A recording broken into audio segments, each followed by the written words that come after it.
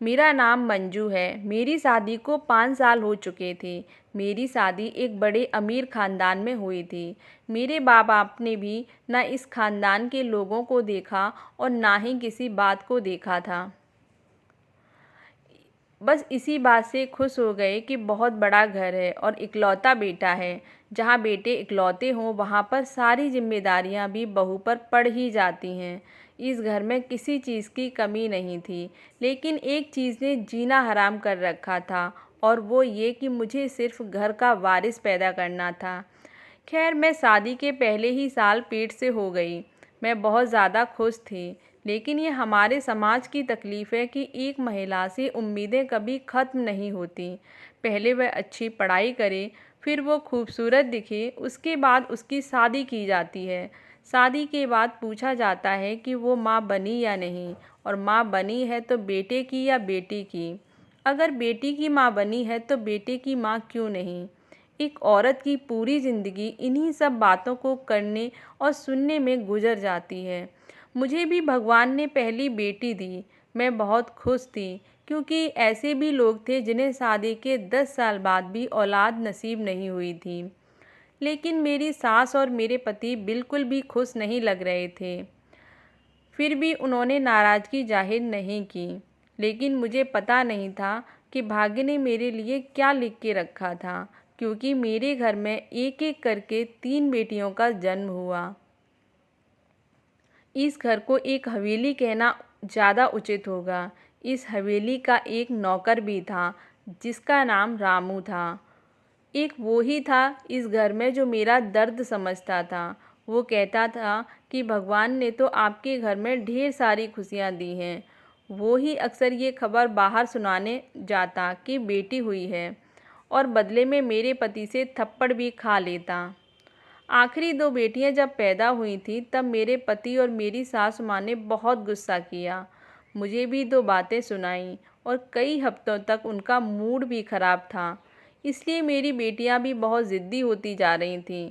अब मैं भी भगवान से 3 बेटियों के बाद एक बेटा देने की प्रार्थना करने लगी, क्योंकि मैं भी चाहती थी कि भगवान मेरी झोली में एक बेटा दे दें।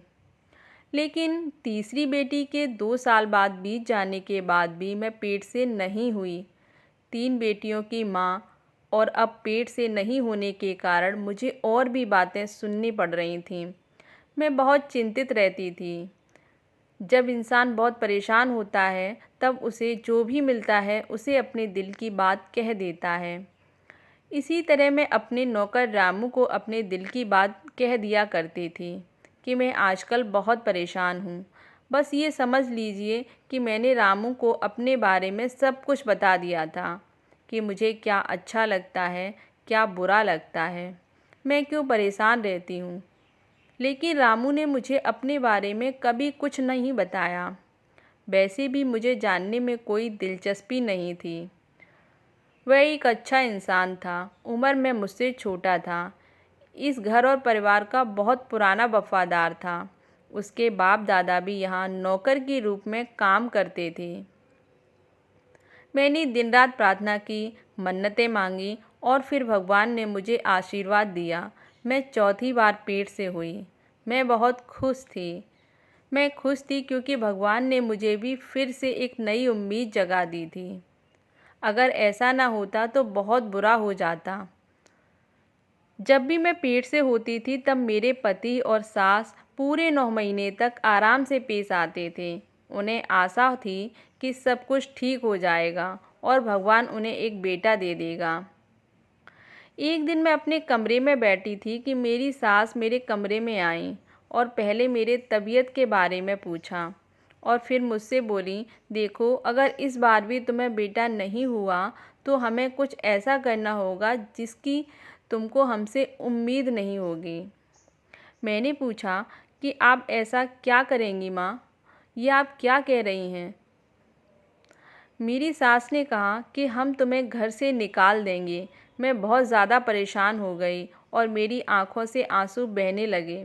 मैंने कहा, इस बार इस घर के अलावा मेरा है ही कौन?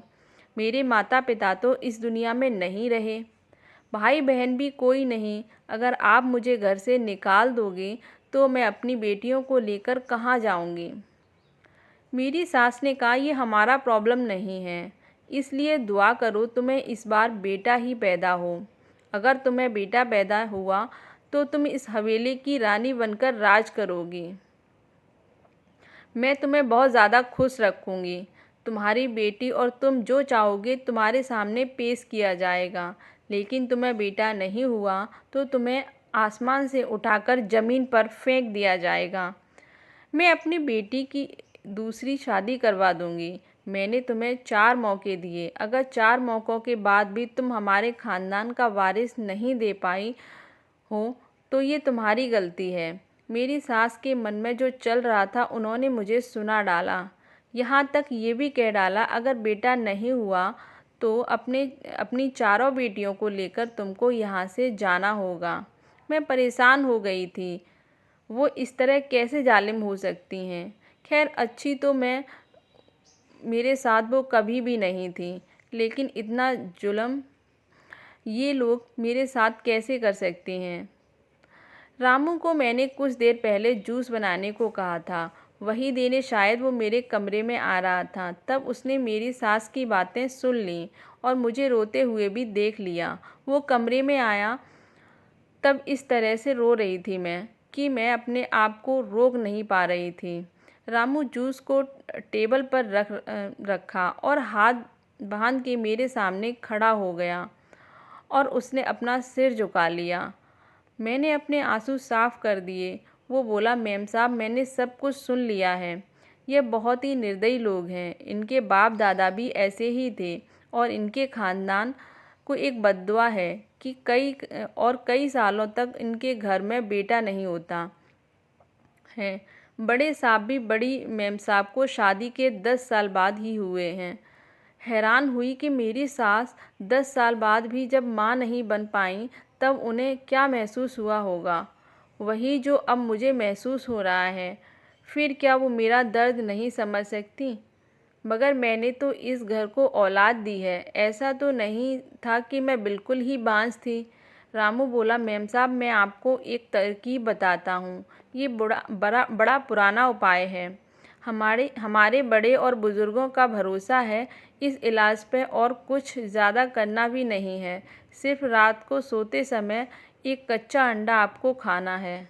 मैं शर्त लगाकर कहता हूँ आपको बेटा ही होगा। मैंने रामू से कहा, ये तुम क्या कह रहे हो? ऐसे बेटा कैसे पैदा हो सकता है? रामू ने कहा, मेम साहब जहाँ इतना कुछ कर लिया वहाँ ये भी करके देख लीजिए। अगर बेटा पैदा ना हो तो मेरा नाम बदल के रख दीजिएगा। अमीर लोगों का ये बहुत बड़ा दोष है कि जब वे बहुत परेशान होते हैं तो वे अपने अशिक्षित और नासमझ नौकरों की सलाह भी लेते हैं और ये भी नहीं सोचते कि जो सलाह वो दे रहे हैं वह उनके किसी काम की है या नहीं, इसके पीछे कोई लॉजिक है या नहीं। मैंने भी रामू की बात मान ली और मैंने उससे कहा कि मैं रोज़ रात को कच्चा अंडा पीकर सो जाऊंगी।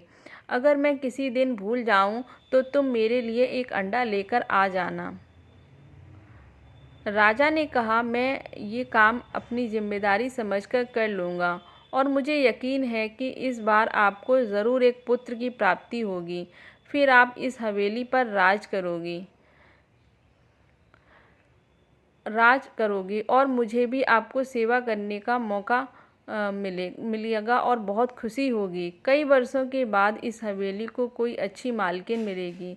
जैसा कि रामू ने कहा था वैसा मैंने हर रात एक कच्चा अंडा पीना शुरू कर दिया। पहले तो मुझे बहुत अजीब लगा, लेकिन मुझे इसकी कोई परवाह नहीं थी कि इसका स्वाद कैसा है। ये करना अजीब काम था, पर मुझे किसी भी तरह बेटे की माँ बनना था। यही मेरे जीवन का उद्देश्य बन गया था। अगर मैं किसी दिन भूल जाती तो राजा खुद मुझे दूध देने के बहाने अंडा लाकर देता। मेरे पति को इस बात का पता नहीं था, लेकिन एक दिन ये बात मेरे पति के समझ में आ गई। मेरे पति ने ये देखा और बोला, ये अंडा तुम्हारे लिए आया है? तो मैंने कहा हाँ, कि उबला हुआ अंडा है। आपकी माँ ने कहा है कि रात को दूध के साथ एक अंडा खाया करो। मेरे पति हंसे और बोले, और साथ में ये भी प्रार्थना करो कि तुम्हें बेटा ही हो, नहीं तो खाना पीना तुम्हारे किसी काम नहीं आएगा।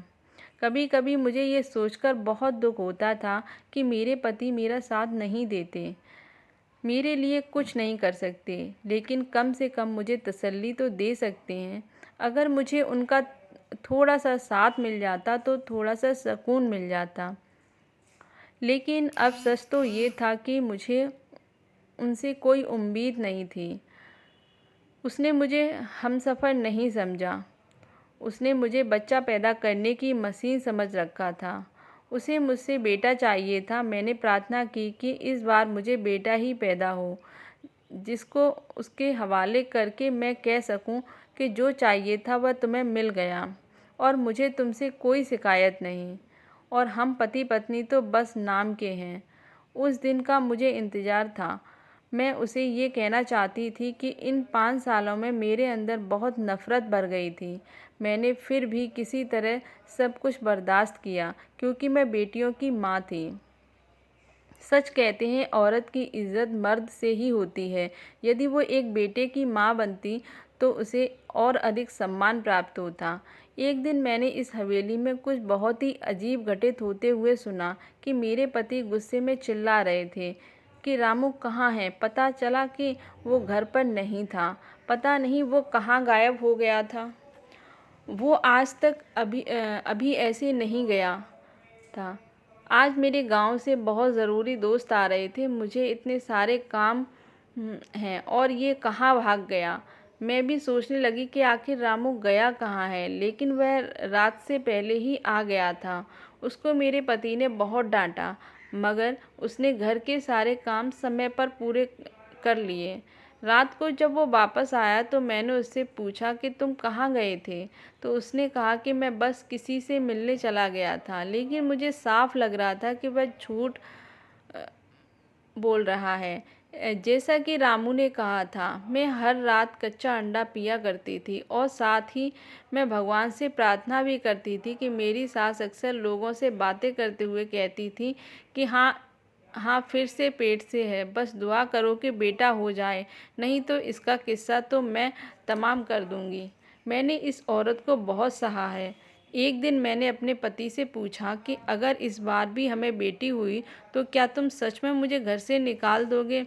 उन्होंने 2 पल के लिए मेरी ओर देखा और इस दुनिया की सबसे जालिम बात कह डाली।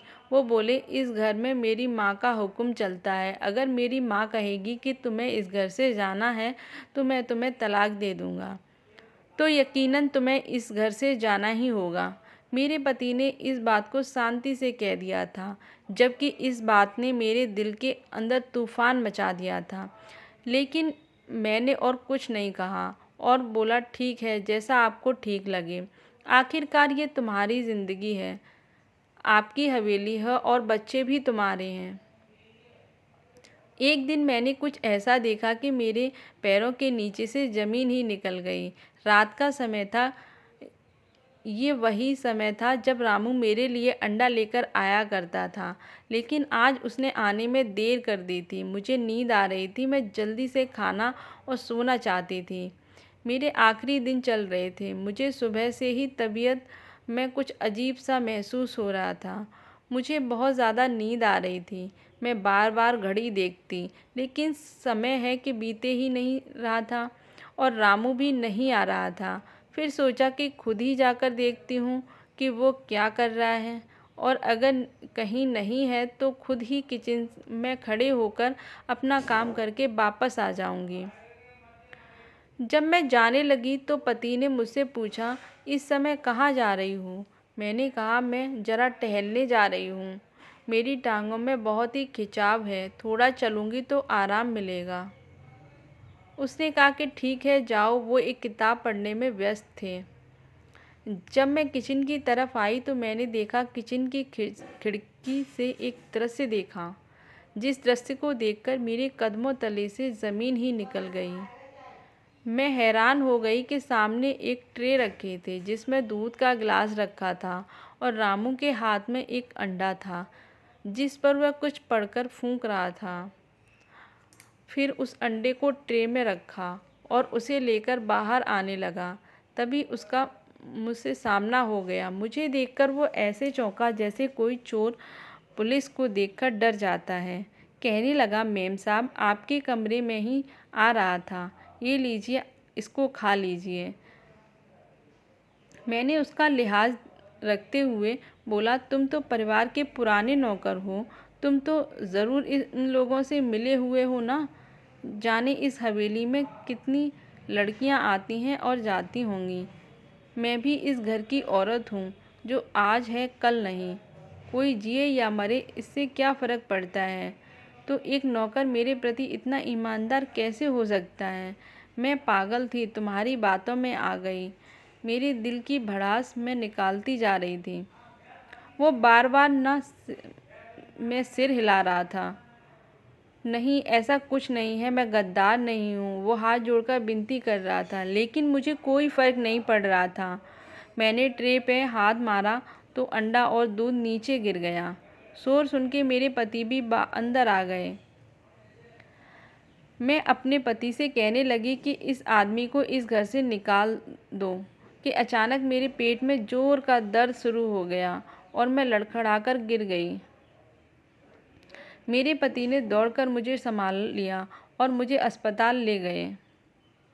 जब डिलीवरी हुई तो मैंने अपने बच्चे को देखा तो मेरे पैरों के नीचे ज़मीन खिसक गई, क्योंकि इस बार भी मुझे बेटी ही हुई थी। मैं बुरी तरह फूट फूट कर रोने लगी। डॉक्टर भी हैरान रह गया।